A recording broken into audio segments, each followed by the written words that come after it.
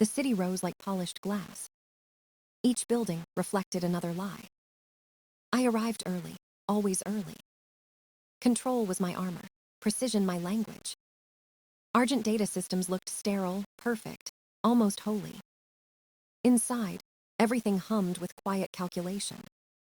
Numbers moved faster than conscience here. I liked that. My job was to build compliance walls.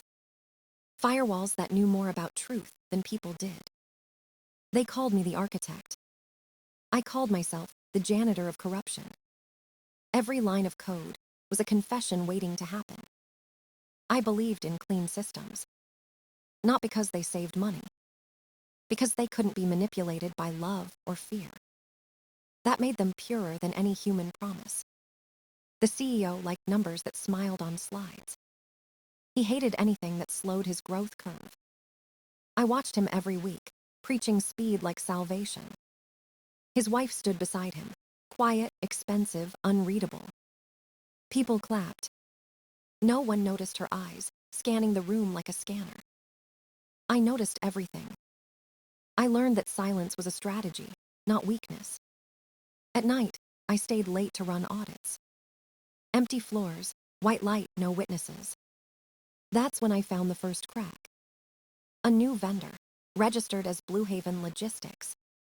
Minimal data. Thin file. No real history. The system flagged it red. I liked red. It meant the code still cared. But in the morning, my manager appeared with a smile too wide. He said the file was approved. He said the CEO wanted it cleared before demo day. He said not to worry. He always said that before something illegal. I checked the form again. Incomplete tax ID. No ownership chain. Everything about it screamed fabrication. Still, he watched me until I clicked override. The red alert vanished. Green light. Compliant. Approved. The word felt like acid. When he left, I reactivated a hidden protocol. It was something I'd built in secret. A shadow log. Every command, every keystroke, every false approval. The company thought I erased errors. In truth, I archived sins. I called it the Ghost Trail. And now, Blue Haven lived inside it. The rest of the day passed like an echo. People laughed in meetings. The air smelled like ambition and disinfectant. But under the polished surface, something had begun. A pattern, invisible to most eyes, started forming. Fraud always leaves fingerprints. Just not on paper. When I left that night, the rain started again. Same metallic scent. Same low electric hum. The city felt like a motherboard under stormlight. Somewhere below the surface, the data was bleeding. And I was the only one who could see it. The only one willing to follow the trail. The architect had become the witness. And the system I built was about to turn against its creators. Morning came with artificial light. I didn't sleep. The ghost trail kept pulsing in my mind. Blue Haven's name glowed like a wound in the system. The red alert was gone, but I could still feel it. Data has memory. It remembers what people try to bury. I opened the log and watched the timestamps repeat. The override command came from my account. My name was the fingerprint on a crime I didn't commit. That was the trap. Obedience always leaves evidence. My boss stopped by again. He asked if the audit queue was clear. I said yes. He smiled like a man who thinks he owns silence. When he left, I opened a private terminal. No company access. No surveillance. Only me and the machine. I started tracing Blue Haven's network routes. 3 proxy servers. 1 in Delaware. 1 in Singapore. 1 too clean to be real. Fake fronts are like polite lies. They look symmetrical until you tilt them. The IP trail curved back to our own data center. A loop disguised as distance. Someone inside had built the vendor from within. That someone knew my system better than most. I stared at the name list again. Only one contact field. Initials, T. The letters hit like a heartbeat. Trung Lam. I hadn't said his name aloud in years. My throat tightened, but not from fear. It was the recognition of design. He always found a way to hide behind others. Now he was hiding behind code. The rain outside started again. Same metallic rhythm. The city never stopped humming. I took a deep breath and copied the vendor file. Encrypted. Off the grid. I stored it on a drive labeled Tempest. The storm. I knew it wasn't just business now. It was personal geometry, built from pain and logic.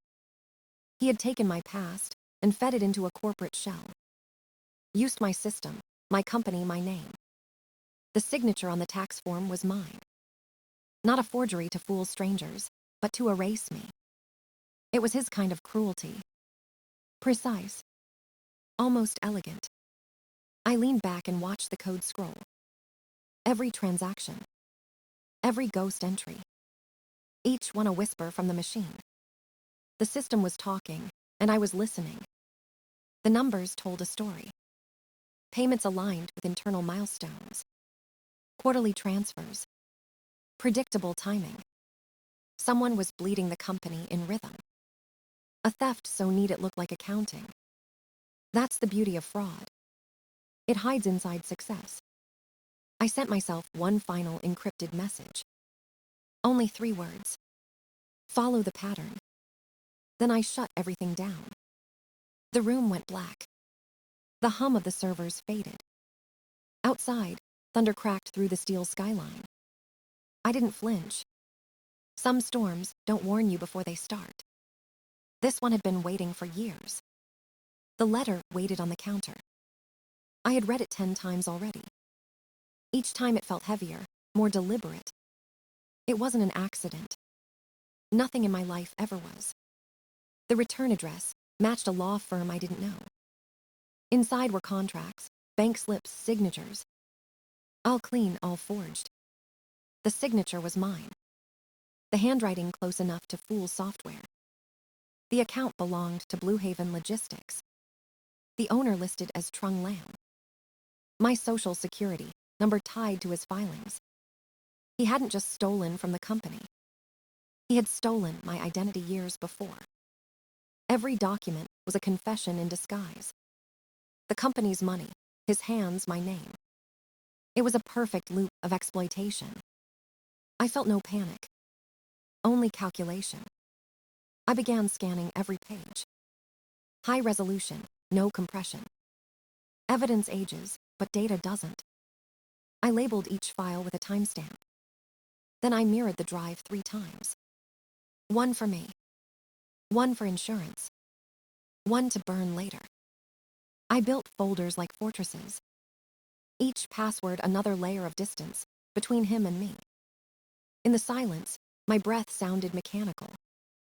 The same pattern I used when coding. I realized I was auditing my life. Every choice had a checksum. Every memory had a backup. I found an old folder from 7 years ago.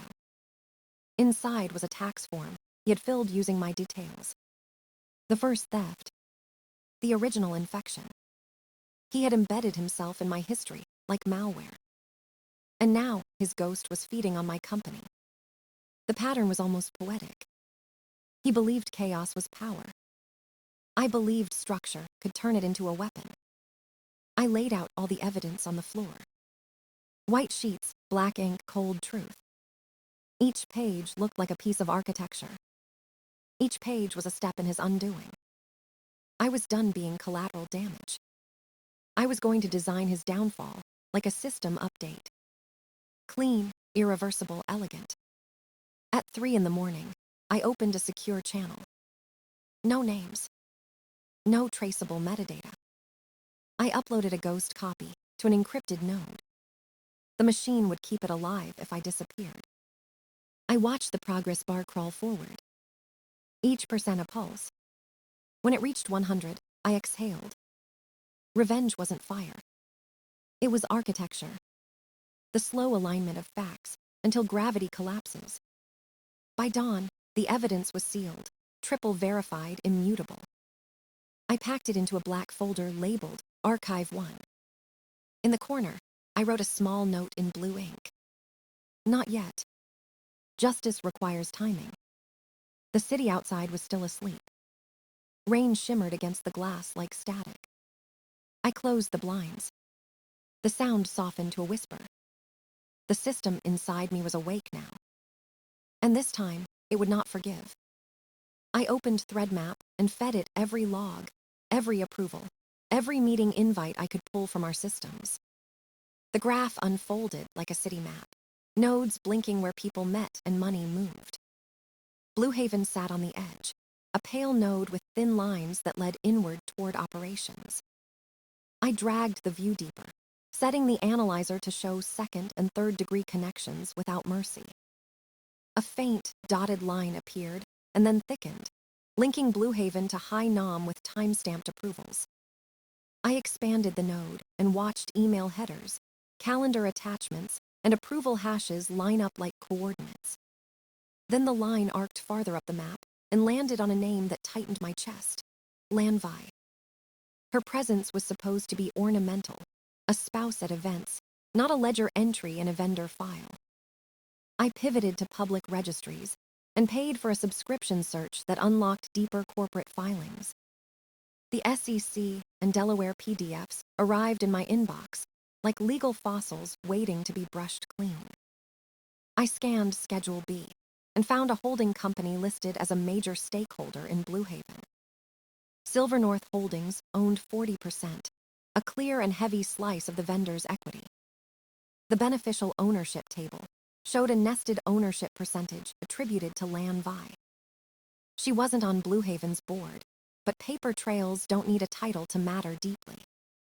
I cross-referenced tax filings, investor decks, and a string of charitable donations to confirm patterns. Every document added another link, another timestamp, another immutable little nail in a coffin.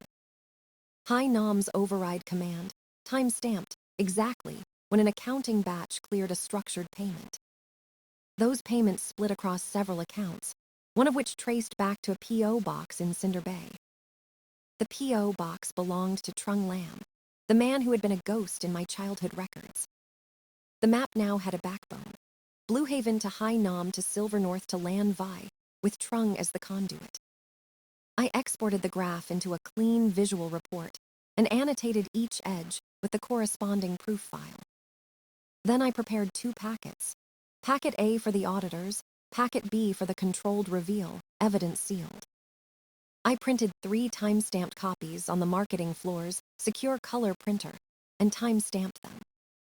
Each copy was placed in archival sleeves and labeled with a forensic index for chain of custody. My hands moved like someone following a script I had written in a darker room years ago. I photographed nothing. I sent nothing unencrypted. I used only channels that left legal traces of my own making. At the center of the strategy was Rec 12, my reverse exposure clause, armable but deadly if executed. I walked through the logic again and affirmed the triggers matched the newly assembled dossier perfectly. Timing mattered. The kill switch had to fire in a room where witnesses and legal authority would see the result. I closed the folder and slipped Packet B into my briefcase, feeling the weight of decisions that were not mine alone. I drafted the invoice like a minor error someone would ignore. The vendor was Blue Haven Logistics, the description vague but corporate sounding. I chose the amount with cold care, $2,480.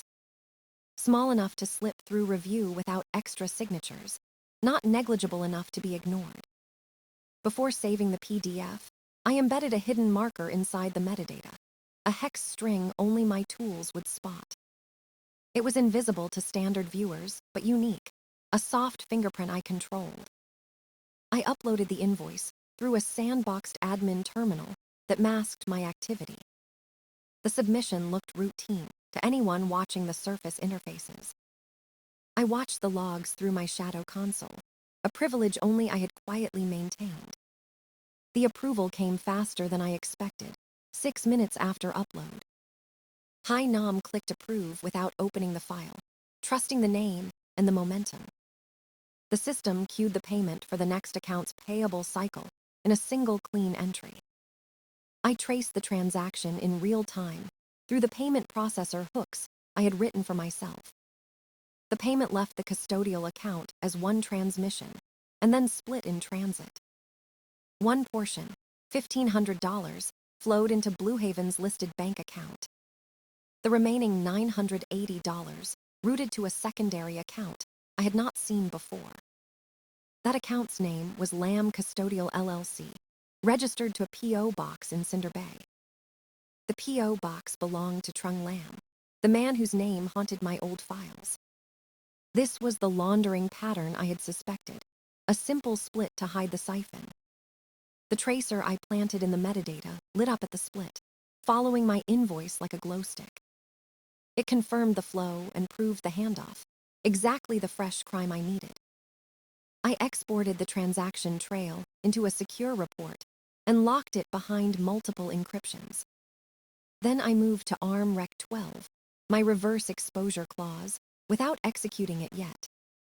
Arming changed the policy state from dormant to pending manual execution. That status alone was invisible to most, but it closed the circuit for what would follow. Timing was critical, and the audience even more so. I wanted witnesses who would force legal action.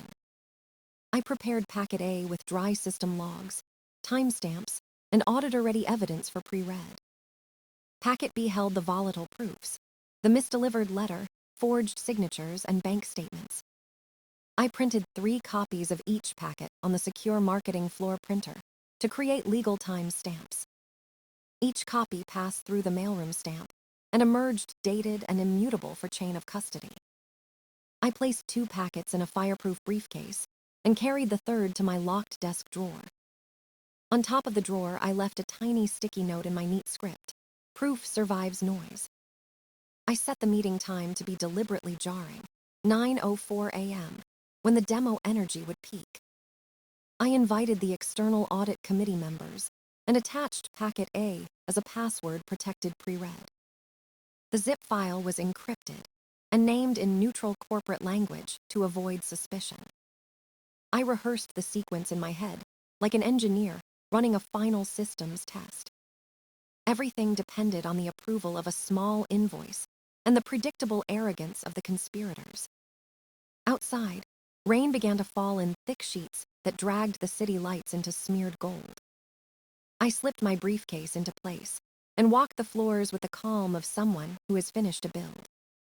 No dramatics, no shouting, only the precise alignment of steps that would leave no plausible deniability. The trap was set to trigger within the bright theater of their success, where reputations would be visible. I waited, steady as clockwork, for the moment when the system would do what I had taught it to do. The day began under sharp white light. Every surface gleamed like a promise about to crack. Investors filled the lobby, their voices soft but sharp as knives. The CEO, Hang Vu, moved through them with rehearsed confidence. Beside him, Lan Vi glided like perfume in human form. Her smile was sculpted, her silence precise. I walked past them without slowing, briefcase in hand, heart steady. The elevator climbed to the 42nd floor, each number a countdown. When the doors opened, the air was quieter, almost reverent. The audit committee was waiting, 3 figures who valued truth more than charm. Ronan looked irritated, a king forced to attend his own trial. He spoke first, the arrogance brittle around the edges. "You have 3 minutes, Lin. Make them count." I nodded once, opened my laptop, and connected it to the display. The screen behind him changed to the aperture console. A clean interface, 1 window, 1 decision. Vendor ID, BH00412. Status, breach detected. Clause Rec 12 armed. 2 buttons blinked below, execute and cancel.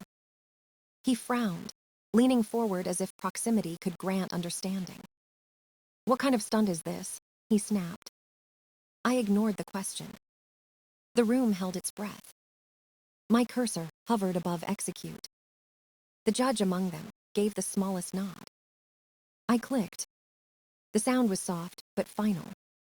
The console confirmed. Rec 12 executed 09:04 a.m. Data moved faster than sound.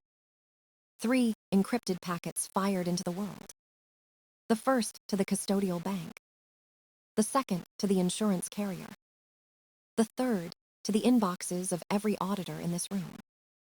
I turned to the next file. The vendor graph appeared like a constellation of guilt. At the center, Argent Data Systems. From it, a red line stretched to Blue Haven Logistics. Another line to Hainan. Another, heavier, to Silver North Holdings. And from there, a golden thread to Lan Vi, labeled 12% beneficial owner. The CEO froze. His confidence flickered into shock, then fury. "This is ridiculous," he said, but his voice cracked mid-word. I slid a second folder across the table. Packet B. It opened to the forged contract, the bank transfers, my stolen signature. The rain outside hammered the windows like applause. The auditors scrolled in silence, their eyes hard and bright. One of them whispered, "This is criminal." I didn't respond. The system was speaking for me now. Alerts began echoing from phones and laptops across the room. Payment streams frozen. Vendor accounts locked. The company's heartbeat halting in real time. The CEO tried to stand, but the weight of inevitability pushed him down. Lan Vi's name glowed on the screen, stark against the dark interface. The truth looked clinical, but it burned hotter than revenge ever could. I closed the laptop and met their eyes one by one. The storm was inside now, not outside. And I was its architect, calm in the center of collapse. When I left the room, the rain eased to a whisper. Justice, cold and absolute, had already begun its work. Days later, the city smelled of wet steel, and headlines arranged themselves like verdicts across the glowing screens already everywhere. Board members rotated into interim roles, while investigators parsed the frozen accounts and traced every transaction to origin with precision. His wife resigned quietly, face unreadable, leaving a ring and a silence that filled the room like absence of consequence. The CEO vanished into legal counsel and whispered apologies that landed like paper boats on a river of ruin today. I returned to my apartment and closed the drawer where Packet B slept, feeling the neat satisfaction of completed work. The stolen years could not be rewired, but evidence had given them shape and turned private injury into public accountability. Friends offered quiet congratulations, and strangers sent polite emails, but most messages arrived as small legal notices and subpoenas regularly. I never sought notoriety, only to write the ledger, and the machine I built had finally enforced a human law. At night, I woke to the phantom metallic scent and the memory of fluorescent kitchens where decisions hardened into ice. I kept the secret drive in a different safe, not for revenge, but as a geometry of truth, memory fray.